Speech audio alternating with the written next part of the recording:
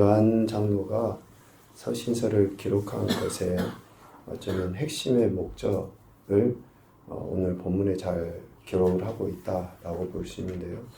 오늘 13절 말씀에 보면 하나님의 자녀된 성도들이 하나님의 아들의 이름을 믿음으로 말미암아 얻게 된 것, 그것이 바로 영생이라는 거죠. 그래서 하나님의 택함 받은 자녀들이 영생을 얻는 것, 이것을 깨닫게 하기 위해서 지금 이 서신을 기록을 하고 있다라는 거죠. 우리가 읽은 짧은 본문이지만 오늘 5장 13절부터 본문에 계속 반복적으로 나오는 단어가 알다라는 단어입니다. 알다. 초대교회 당시에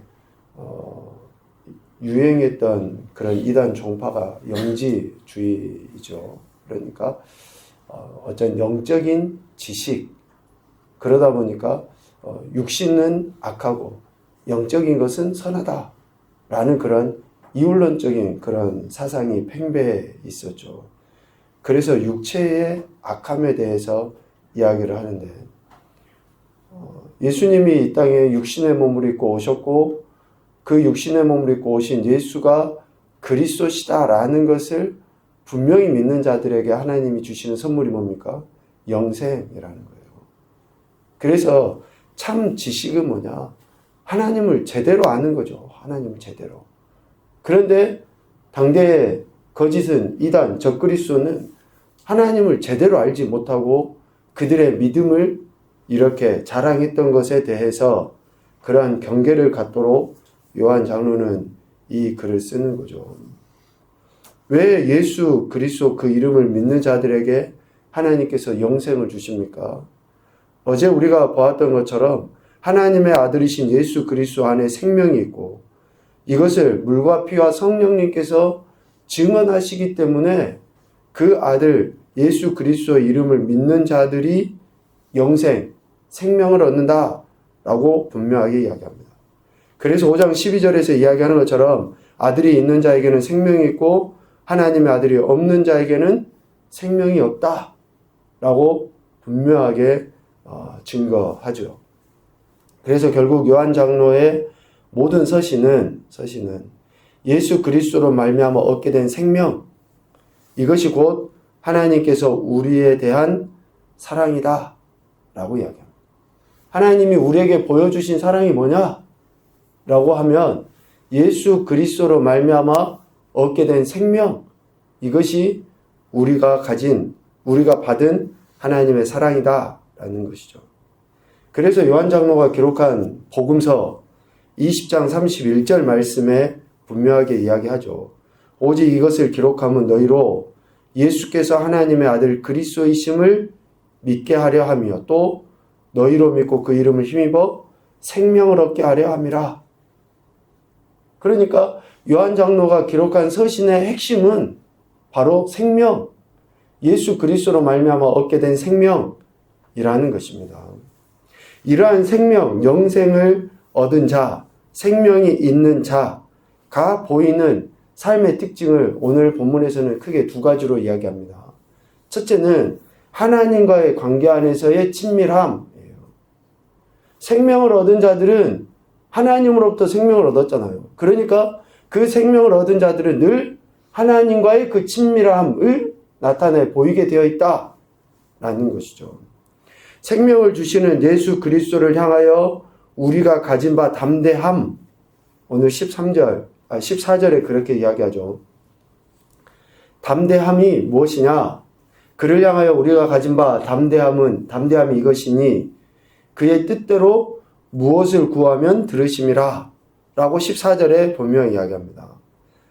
예수 그리스도를 향하여 우리가 가진 바 담대함, 이 그의 뜻대로 무엇을 구하는 것이라고 이야기하죠. 여기에서 그를 향하여 할 때 향하여 라는 말을 원어적 의미로 이렇게 살펴보면 생동적인 교제 안에서 실현되는 관계를 이야기합니다. 생동적인 교제 안에서 실현되는 관계. 그러니까 우리가 예수님을 향한다라고 하는 것은 좀 뭐라 그럴까요? 그 움직임이, 살아 움직임이 있는 거라는 거죠. 그러한 생동적인, 역동적인 그러한 교제 안에서 나타나 보여지는 그 관계가 향하여 라는 말의 의미입니다.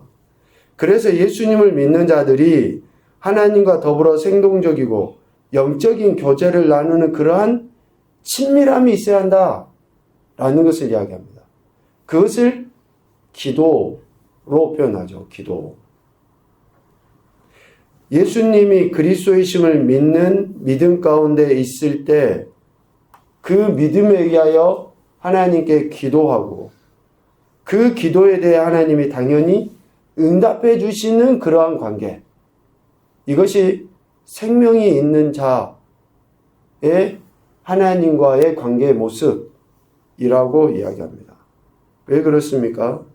오늘 15절에 이야기하죠. 하나님 아버지는 자녀의 말을 당연히 들으시기 때문에 그렇습니다. 아버지가 자녀의 말을 듣죠. 그러니까 생명이 있는 자가, 즉 하나님의 자녀된 우리가 예수 그리스도를 향하여, 그러니까 예수 그리스도로 말미암아 생동적이고 역동적인 그러한 친밀한 관계를 통해 하나님 앞에 기도하고 나아갈 때에 하나님이 그 기도를 들으신다라는 거죠. 그래서 이 향하여라는 단어를 요한복음 15장 7절에서는 이렇게 풀어서 씁니다. 너희가 내 안에 거하고 내 말이 너희 안에 거하면, 그러니까 예수 그리스도와의 그 역동적인 생동감 있는 그 관계를 요한 장로는 거하여 라는 단어로 써요. 예수 그리스도 안에 거하고 그 말이 거하면 무엇이든지 구하면 어떻습니까? 하나님께 받게 되는 거죠. 그대로 이루어지는 것입니다.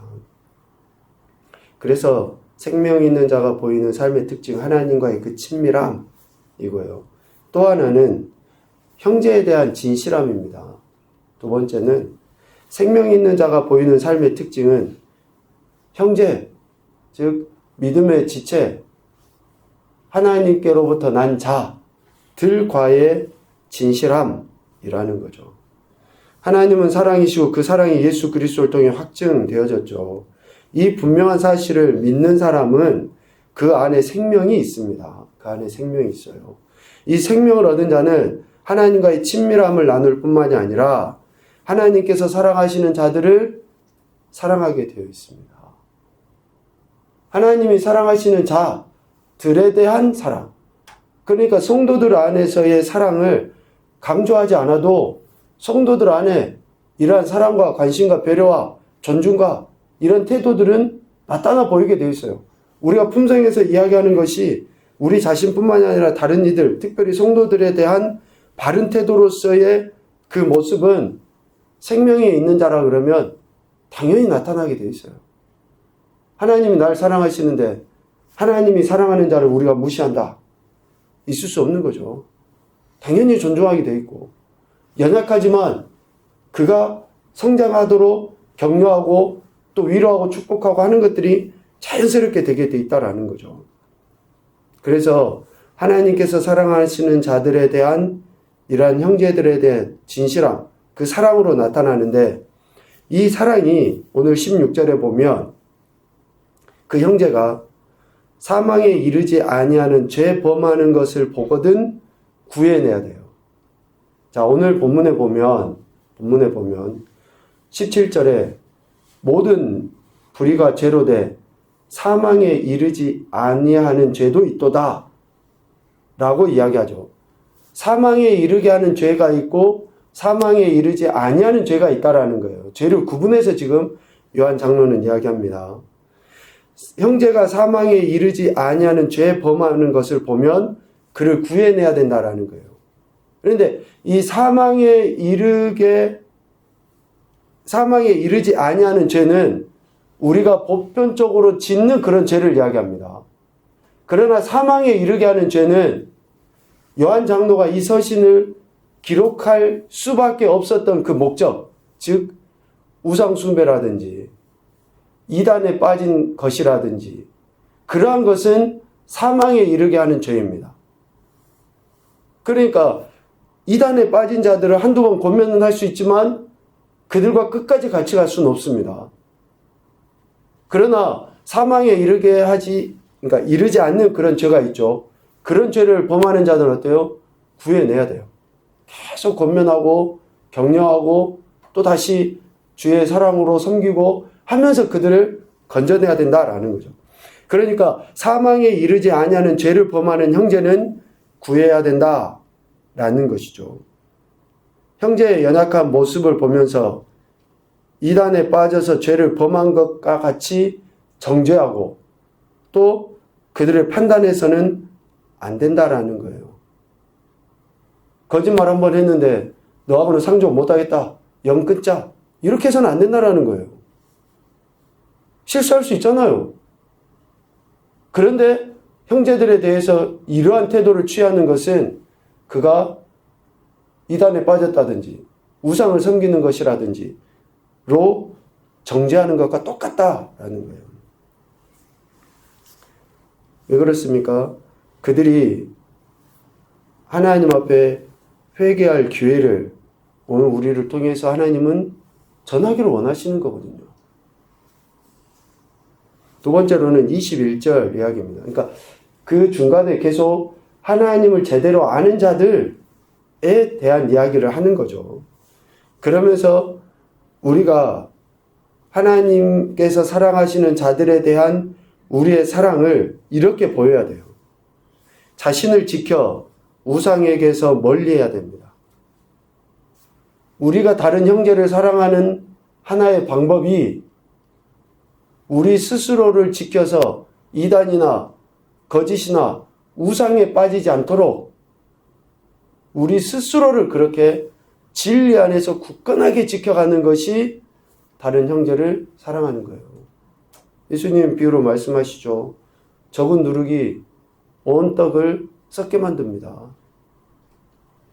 공동체에 이러한 좋지 않은 그릇된 것, 즉 우상에 빠진, 이단에 빠진 한 사람이 공동체를 파멸에 빠뜨리기 때문에 그래요. 그래서 그 사람이 우리가 되지 않도록, 내가 되지 않도록 우상은 당대에 유행하던 영지주의, 종파를 이야기합니다. 오늘 21절에 나온. 그래서 그 사상을 인정하지 말아야 된다라는 거예요. 우리가 그렇게 빠지고 넘어져서는 안 된다라는 것을 이야기합니다.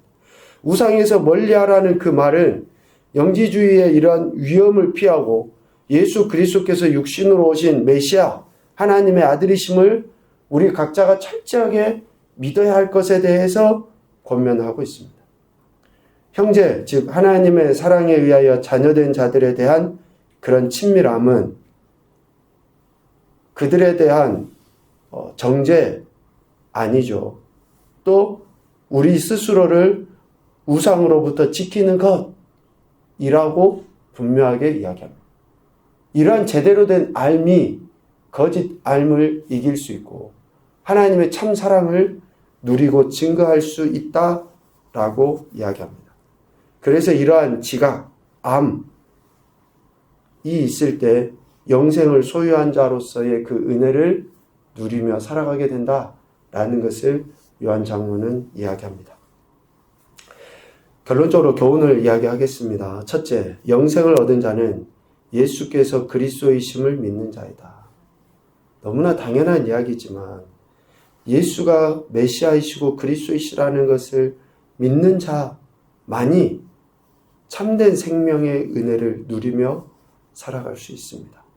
그래서 우리가 다시금 이 아침에 육신으로 이 땅에 오신 예수가 하나님의 아들 메시아 그리스도이심을 신앙 고백처럼 믿음으로 고백해야 한다라는 것이죠. 두 번째, 하나님과의 친밀함은 기도를 통해 드러나 보인다. 하나님과의 친밀함은 기도를 통해 드러나 보인다. 세 번째, 형제들과의 친밀함은 그리스도에 대한 알미, 우상으로부터 자신을 지키는 것에 있다. 우리가 각양의 우상으로부터 우리를 지키는 것이 우리 믿음의 지체들을 사랑하고 보호하는 것이 됩니다. 특별히 가정의 가장이라든지 교회 영적 지도자들은 더더욱더 그렇습니다. 영향력이 있기 때문에 그래요. 올바른 신앙관을 세워나가는 것이 사랑하는 이들을 지키고 보호하는 것입니다.